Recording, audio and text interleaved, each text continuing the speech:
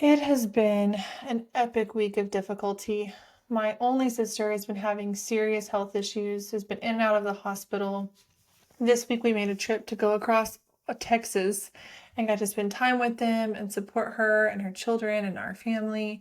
But on the way back, we were in a really scary wreck and we wrecked our brand 10-day-old new car, and it's just been a lot. Um, we left my husband at home and he experienced some major trials and tribulations in his 2 days at home too. And it's just been so stinking hard. And we get home and there are difficulties here too. And I'm finding myself saying things in my mind, right? I mean, this is what I do for a living. I'm a coach. So I teach people how to capture these thoughts that are not serving them. So I hear my own head. I hear myself saying things like, this is just too hard. We were walking on our evening walk as a family, and some outside circumstances happened. Some extra kids came, some neighbors came, and I just thought I heard myself saying, "This is the least restful walk I have ever been on." So you can hear it, right? Like you can hear that my tone of voice. I'm almost throwing my hands up, right? It's like my hands are thrown up in the air, and I'm giving up. My body's not doing it, but my thoughts are throwing my hands up in the air and giving up. They're saying, of course, another thing would happen to me because this week is so bad. And I'm a victim and there's nothing I can do about it. And I'm helpless and poor, pitiful me.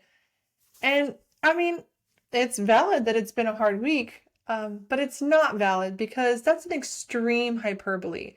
My thoughts are exaggerating what's actually happening. What has actually happened is a few hard instances, and my mind has compiled them all into one and made me feel like a helpless victim. Now, this is very, very normal, and everybody does this, and it's common. It's normal for humans to try to find somebody to blame when things go wrong and when things are hard, right? I mean, here's another example of what my mind was doing, so you can really feel my just how pitiful I was. My mind said, my friends aren't even checking on me. I don't even have good friends. Like, no one seems to even care that I'm going through this. And there's just another layer just to give you some real feeling, knowing that, because I know you've been there. I know you've done this. You might even be there right now. We start doing this poor, pitiful me thing. I don't say this for you to say, I'm not saying that you can never feel sorry for yourself. I am not telling you that it's not okay to go through hard times. I'm not telling you you just need to get tough. I'm not coaching that. There's zero shame that my mind is doing this because a couple of reasons. One, it's a very normal human response. And two, our culture is teaching and promoting us to play the victim over and over. So between my normal human response plus my common cultural norms, I am playing the victim, and so does everybody else around me. I see it every day. I see it in the most holy, wonderful, and beautiful women who I coach. I see it in my family and friends. But I want to tell you a little bit why this is shaming doesn't help me, and it's not helpful because that's not my dream reality here. Go with me. This is not really what I want, and that's the difference. I'm not saying that I'm a bad person for thinking and feeling this. It's saying, yeah, you feel that way, but do you want to stay there? Is this what you want? What do you want? For me, when I'm in that ugly place, what do I want? I don't want to feel angry at friends. I don't want to feel let down by God. I don't want to feel resentful of my kids or of the lady that we got in a car wreck with. I personally want to feel a peace that surpasses all understanding and in this challenging time. That's my dream. That's my banquet mentality. I want to know that when hard times come, because I know this is a fallen world and that hard times will inevitably come, I want a peace that surpasses all understanding. I want to be able to be a rock of strength for my family. I want to show my faith in my God and who supports me, who is my rock of strength. And by the way I respond to crisis. That's my dream. And my current reality of playing the victim is not matching up with what I want. And so it's not shame, but it's inspiration to live a better reality than I have now. That's the difference. It's not shame, But we're not going to allow ourselves to stay in a place of victimhood because we don't want to be there. We don't like it. It's not satisfying.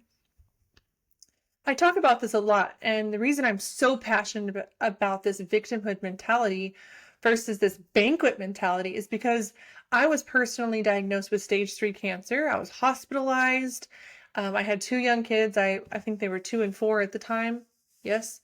And I had 50 people in and out of my hospital room. I was signing papers, signing my life away. You know, there's a lot of liability with chemo, and I was thrown on this conveyor belt.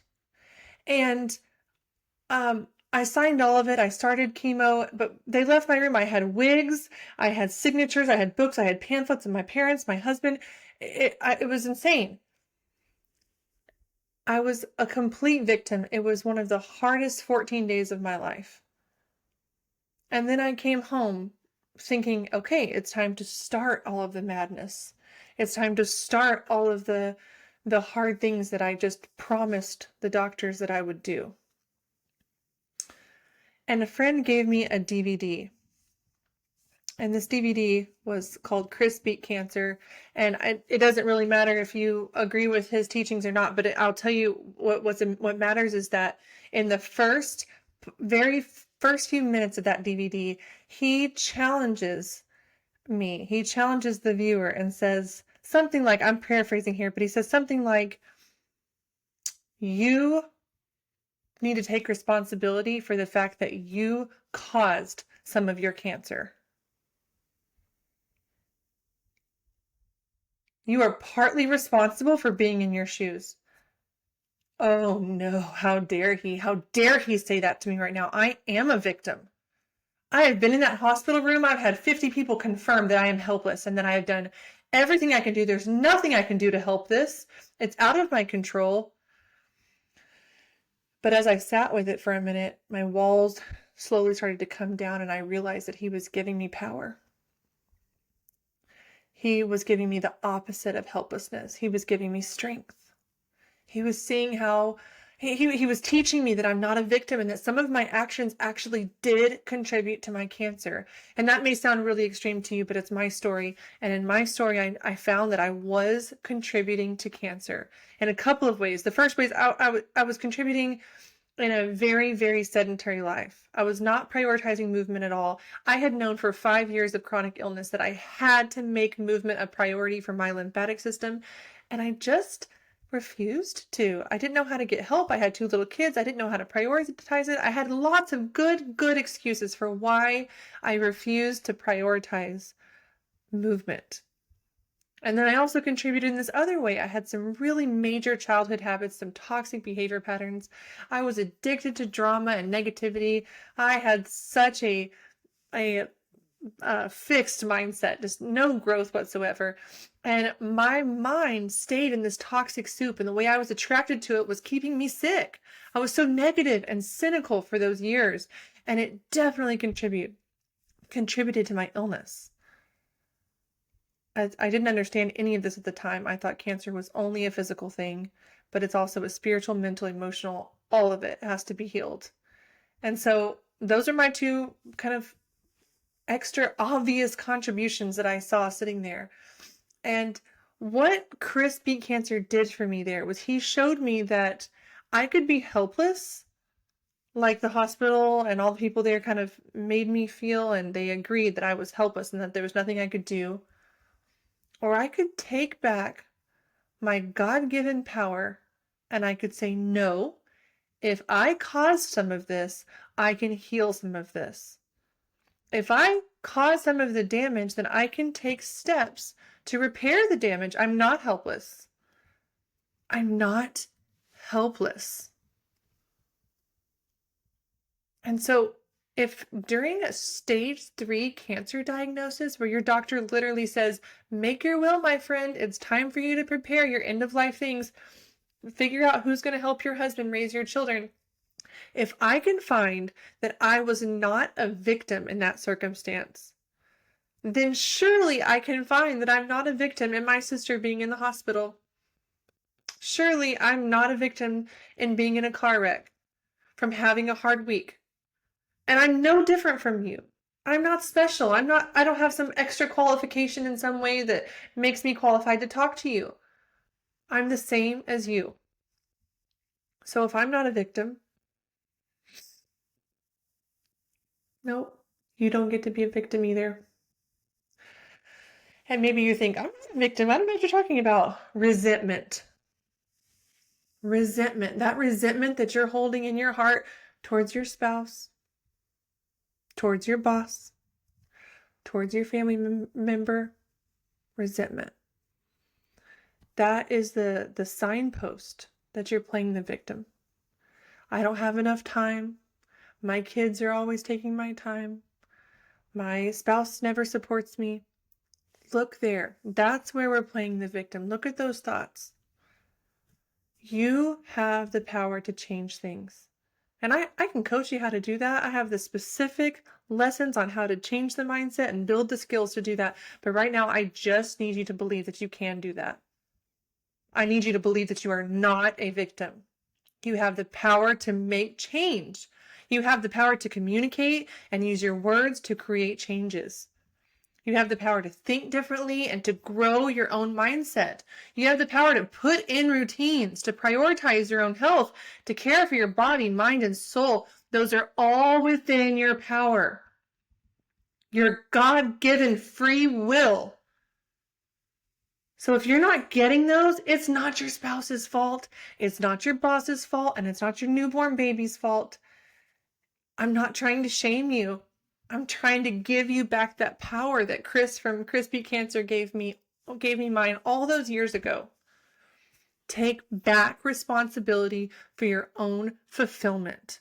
It's no one else's responsibility. It's yours. If you're thinking to yourself right now, this week is so hard. This month is so hard. This year is so hard. This economy is so hard. This government is so crazy. This, whatever it is, whatever you're thinking that makes you a victim, push pause right there. Capture that thought.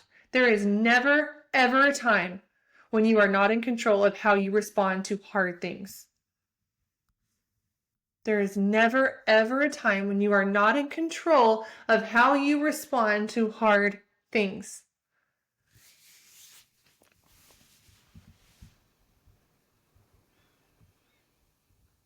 We say Jesus is our rock and our salvation. And if we truly believe that, if we truly believe that we have the faith to move mountains, then we will use that faith right here in this time to blow over this mountain of this hard week, this hard time, this hard. If we truly say he's our rock and our salvation, we will not be blown by the winds of these hard weeks. The dream, the banquet, is to respond with that faith, to respond with that God-given power, with grace. The dream life is to respond to hard times as a child, as how a child of God would respond. Can you feel it? Can you imagine it? Can you see that like hard times are coming and I know how I will respond?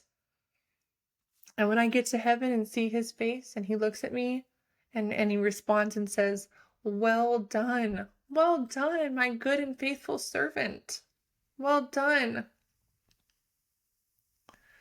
So, my friends, I challenge you today. Look for the resentment in your own heart. It will lead you to where you are playing the victim. And take your faith, take your free will, and push out of the victimization. Lean into your strength. Believe today. I need you to believe that you are not a victim.